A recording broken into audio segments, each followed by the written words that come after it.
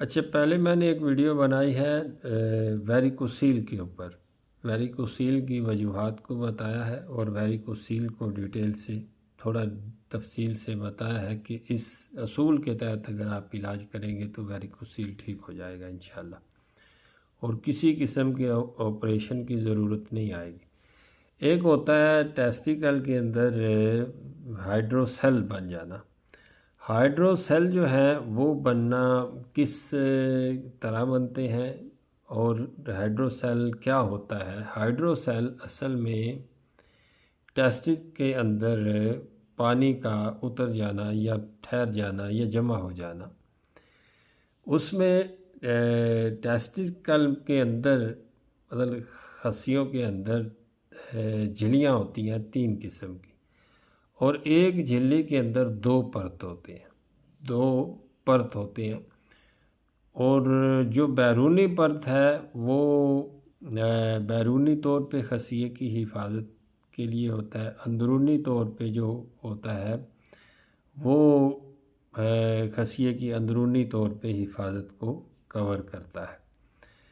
تو ان 2 پرتوں کے درمیان جو ہے وہ پانی کا جمع ہو جانا ہائیڈروسیل کہلاتا ہے، اور اصولی طور پہ جو اس کے اندر تری ہوتی ہے اس تری کا بڑھ جانا ہی ہائیڈروسیل ہوتا ہے۔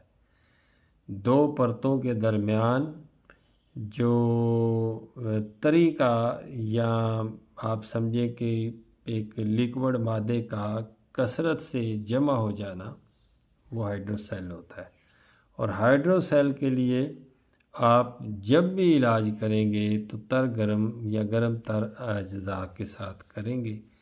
بہترین چیز ہلدی ہے، آپ ہربل میں لیں گے تو ہلدی ہے، اشگند ناگوری ہے، ستاور ہے، بہترین چیز ہے، آپ اس کو استعمال کر سکتے ہیں۔ مغز بنولا ہے، کشتہ جات کے اندر آپ ہڑتال ورقیہ کو یوز کر سکتے ہیں۔ تو یہ چند چیزیں ہیں، بندے کو قبض نہ ہونے دیں، ایسی چیزیں دیں جس سے بندے کو بار بار پیشاب آئے، پیشاب آور چیزیں آپ دیں گے تو چند دن کے اندر آپ ہائیڈروسیل کا علاج جو ہے کامیابی سے کر لیں گے۔